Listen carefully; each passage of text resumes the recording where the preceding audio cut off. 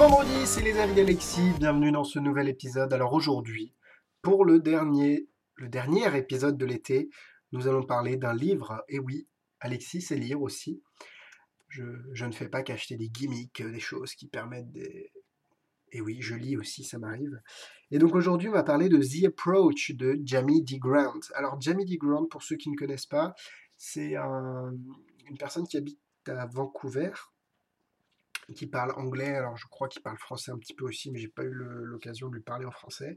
Il a sorti un tour qui s'appelle Industrial Revelation. C'est bon, je prends un accent anglais de film.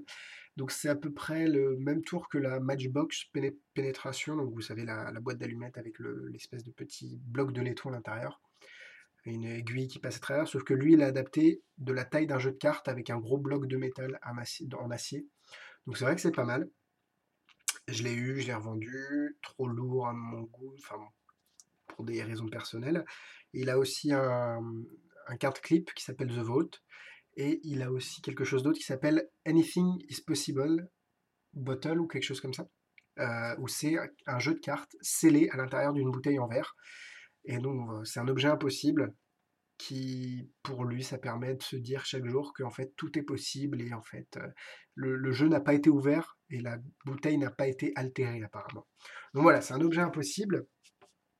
Donc voilà, pour vous situer un petit peu le personnage, et en fait il a sorti son livre qui s'appelle The Approach. Donc ne vous faites pas voir par les 25 $ en gros, il a l'habitude de faire des petites blagues. Donc là il y a écrit Only three payment of $25. Donc en gros, ça fait 75 $. Sachant que, comme vous pouvez le voir ici, draft, écrit en gros, c'est les premières copies qu'il a eues. Donc draft, c'est brouillon, si on veut le traduire un peu littéralement. Donc c'est les premières copies. Il n'y a pas, comme vous voyez au dos, il a mis need amazing testimonials for here. Donc la copie finale aura plein de gens qui diront ah, c'est génial, c'est génial, c'est génial. Et là, c'est génial. Et il n'y a pas y a pas d'index, c'est vrai que c'est assez dérangeant, mais sinon, normalement, ça va ressembler mot pour mot à la copie finale. Donc, vu que c'est une draft, je ne sais pas s'il en reste, allez voir sur son site si vous êtes intéressé. Euh, il a vendu moins cher, il a dû la vendre 50 $ plus je ne sais plus combien, donc on tombait à 50 ou 60 € le livre, ce qui est très cher pour un livre. Et je l'ai payé, hein, pour ceux qui... je l'ai payé. Euh, Enfin, on me l'a offert d'ailleurs, j'ai réussi à me le faire offrir par ma copine, c'est une très bonne astuce. Non, c'est pas vrai. Donc voilà, c'est assez cher pour un livre, mais on va peut-être parler du livre parce que là, ça fait 3 minutes que vous avez un objet et vous savez pas de quoi, qu'est-ce que c'est. Copie numéro 47. Alors, en gros, c'est un livre qui va vous permettre, c'est un guide, c'est toutes ses anecdotes, c'est tout ce qu'il a appris sur comment devenir un magicien professionnel. Alors, on va mettre ça en abîme, c'est à Vancouver, donc c'est au Canada. C'est donc en Amérique du Nord. Les mentalités sont différentes là-bas, etc. Donc c'est vrai que c'est impossible, je pense, d'utiliser tout ce qu'il dit ici et de le mettre en application en France. Par contre, il y a des choses très intéressantes dans le livre. Donc je vais tout d'abord dire que c'est pas un livre que vous lisez comme quelque chose qui se lit, comment dire, c'est quelque chose d'interactif. Jamie vous parle, en fait vous parle quoi. Et vous avez même, alors je vais essayer de retrouver la page, c'est dans le débat. Je vais réussir. Donc pendant ce temps-là, vous pouvez parler entre vous avec vos amis qui sont derrière. Non, en tout cas, c'est un livre, donc c'est un workbook, ils appellent ça en anglais, donc c'est quelque chose où faut écrire dedans. C'est pour ça que je vais le garder, pour ceux qui penseraient que je pourrais le vendre. Euh, il faut écrire dedans, vous avez, alors voilà, par exemple ici, vous avez plein de lignes pour écrire ce qui se passe. Donc là, j'avais écrit plein de trucs à un moment, mais j'ai dû perdre la page. En gros, vous avez à écrire dans le livre. Hop, hop, hop, hop, hop, hop, hop. Ouais, c'est un peu long, je suis désolé. Bon, bref. C'est bizarre parce que. Ah, voilà. Donc, voilà, moi j'ai commencé à écrire ici. Donc là, il parle de. Pour lui, il faut 3 sets de 3 tours pour travailler en cocktail. Pour aborder différents groupes et ne pas faire les mêmes tours qu'à côté, mais en même temps renouveler assez pour que ceux d'après ne voient pas la même chose que ceux d'avant. C'est un peu compliqué ce que j'ai dit. En gros, vous avez 9 tours et il conseille quand même d'en prendre 12, histoire de pas les perdre. Donc moi j'ai écrit mes 12 que que j'utiliserai, parce que je n'ai pas encore eu l'occasion.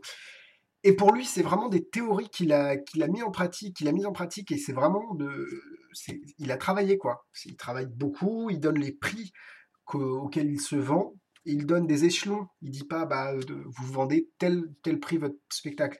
Il dit, si vous venez de commencer, peut-être faut le faire gratuitement au départ, après faut mettre tant d'euros, faut dire, vous me payez tant d'euros. Lui, je crois que pour une heure, s'il est à 600 $, et à 2 heures, il est à 1000 $. Donc c'est des tarifs assez cher entre guillemets, mais bon, c'est un professionnel, donc on peut pas lui enlever ça. Combien d'heures? Pourquoi? Alors, j'ai un peu un résumé, enfin, un index sur Internet, donc je vais vous faire part des chapitres qui m'ont intéressé et qui m'ont le plus plu. Donc, Omnitrix, enfin, combien de tours vous devriez savoir? Pour moi, ça c'est très très intéressant. Parce que ça vous dit que lui, enfin lui, pour lui c'est neuf, etc. Il a toute une théorie à propos de ça, c'est vraiment très bon. Il a aussi quelque chose qui s'appelle le Magic Friday. C'est si vous êtes au travail, bah, tous les vendredis, vous allez faire un tour 5, 10, 20 fois des personnes. Bon, pas toujours aux mêmes personnes, hein, vous changez. Et ça va vous faire, pendant un mois, vous allez faire ça. Et les gens vont savoir que vous faites de la magie d'une, et ça va vous permettre de vous entraîner. Il a aussi quelque chose de super intéressant sur les cartes de visite. Moi, j'ai jeté mes vieilles cartes de visite avec mon adresse, etc. Il a une très bonne théorie sur les cartes de visite, donc ça coûte encore plus d'argent. Euh, Combien se faire payer, qu'est-ce qu'il faut dire dans les mails, ça c'est euh, développer ses sets pour avoir ses tours, le pocket management, donc où mettre quoi, combien de tours mettre, où les mettre si on a une veste, si on n'a pas de veste, etc. Comment avoir des gigs, ce qu'ils appellent gigs, donc ça doit être des spectacles, enfin, comment avoir des contrats tout simplement. Combien de temps pour se préparer, très important. The Big Secret, donc lui il y accroche, il y a comment dire? Pour lui, c'est très important, voilà. Je l'ai lu, je ne sais pas si ça fonctionnerait en France. Je vais essayer si j'ai l'occasion de faire de la magie un jour. C'est un très bon conseil, donc c'est quelque chose qu'il va falloir vous fabriquer, entre guillemets. Et je sais pas. À voir, parce que ça peut peut-être marcher. Est-ce qu'il faut une mallette de close-up ou pas?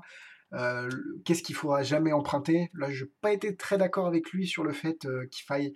Lui, il ne veut pas qu'on emprunte des bagues au cas où la dame dise ah, mais c'est une fausse ou oh, tu l'as fait tomber par terre ou quoi que ce soit. Il préfère éviter tout ça.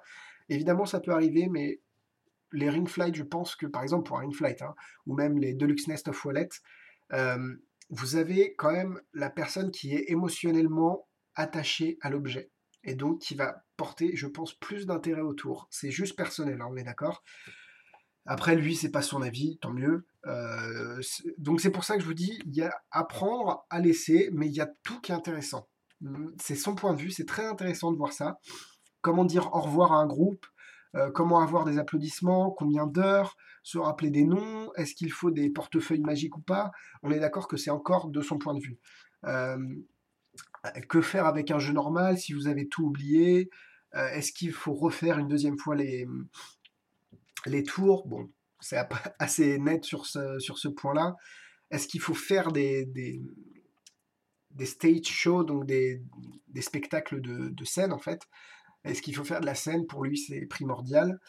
Euh, des lignes, des phrases pour accrocher les gens, faire des fausses mémoires, leur dire ah oui, je me rappelle, et faire des connexions, les connexions avec les yeux, donc ça c'est très connu, mais c'est ce qui. Et puis aussi faire des connexions avec le toucher la personne plusieurs fois doucement pour vraiment se connecter. Enfin, c'est très très très intéressant.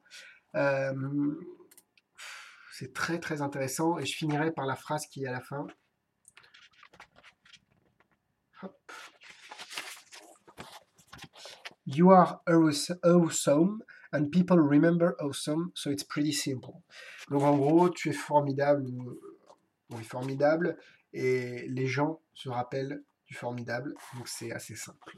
En gros, c'est une dame qui lui disait, qui l'a redemandé pour faire je sais plus, pour faire un spectacle une deuxième fois. Il dit bah c'est super sympa. Elle fait non, c'est pas sympa, c'est que tu es génial et les gens se rappellent du génial, donc c'est assez simple. Après, il est vachement sur le social, Jamie D. Grant. Il utilise la magie comme prétexte pour parler avec les gens. Alors, c'est peut-être là où, après, moi, je ne sais pas, parce que j'ai jamais fait de magie en professionnel, en condition pro.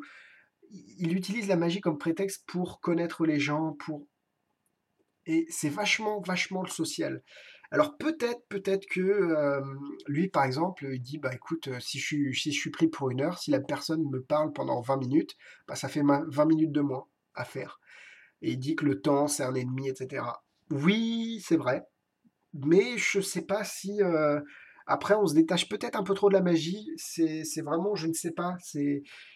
Je verrai si un jour j'ai l'occasion de faire de la magie en conditions professionnelles, mais là je ne sais pas. Pour moi, en tout cas, à lire ce livre, c'est un peu trop sur le social, axé sur le social, même si la magie c'est une grande part de social. Je trouve qu'il y a, enfin bon, pour moi c'est un peu trop de social. Quelle différence avec David Stone Close Up? Ah oui, mais je vous ai dit que je lisais, hein, j'ai plusieurs livres. Quelle différence avec ce livre? Tout simplement, lui en anglais, lui peut se trouver en français. Et ce livre est interactif, ce livre ne l'est pas. Les deux sont drôles, les deux sont naturels, les deux sont frais, faciles à lire. Euh, J'aurais une petite... je pencherais pour The Approach parce que c'est vraiment concret. Il nous donne des prix, il nous donne des tours. Enfin, c'est concret, quoi. Alors que David Stone, c'est plus sur rentrer dans la bulle des gens. Même si Jamie y consacre quand même des passages, là, c'est concret un peu moins, mais les deux sont formidables. C'est vrai que s'il y avait une balance, il y aurait 1 gramme de plus pour celui-là. Euh, pour moi, il me plaît un peu plus, même s'il a beau être en anglais. Attention, il est en anglais. C'est facile à lire. Allez, si j'ouvre sur une page, est-ce qu'il faut manger avec eux pour le dîner, par exemple?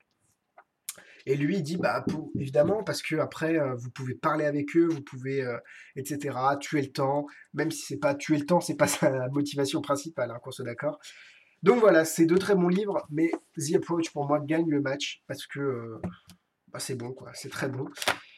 Voilà, écoutez, moi je lui mets 4 cœurs, tout simplement, tout de suite. Alors vous allez dire que je mets beaucoup de 4 cœurs, mais bon. Pour un livre, j'ai vraiment pas été déçu. C'est vraiment toute une vie de magie, beaucoup d'années de travail, et c'est très intéressant. Vraiment, c'est très intéressant. Je pourrais enlever une moitié de cœur pour le prix, qui est très cher par rapport à... C'est presque 2 fois, bah, ça va être 2 fois plus avec les copies normales. Ça va être 2 fois plus cher que le livre de David Stone. Donc peut-être achetez David Stone avant, et si vous avez les moyens, achetez-vous The Approach, parce que c'est vraiment, il y a un concentré de conseils, il y a comment pas avoir le trac. Enfin bon, c'est très intéressant. Voilà, c'était les avis. Merci à tous de me suivre. Je rentre en prépa mardi prochain. Je sais, je le dis tout le temps, mais c'est pour vous prévenir que la fréquence des vidéos va diminuer. Euh, Écoutez, je ne sais pas ce qu'il va devenir des avis d'Alexis. Je pense qu'ils vont quand même vivre. Ils vont peut-être vivre au ralenti, mais ils vont vivre et j'arrêterai pas parce que ça me plaît et j'espère que ça vous plaît aussi. Voilà, merci à tous et puis bisous bisous, bonne fin de vacances et à la semaine prochaine peut-être ou au mois prochain. En tout cas, à très bientôt.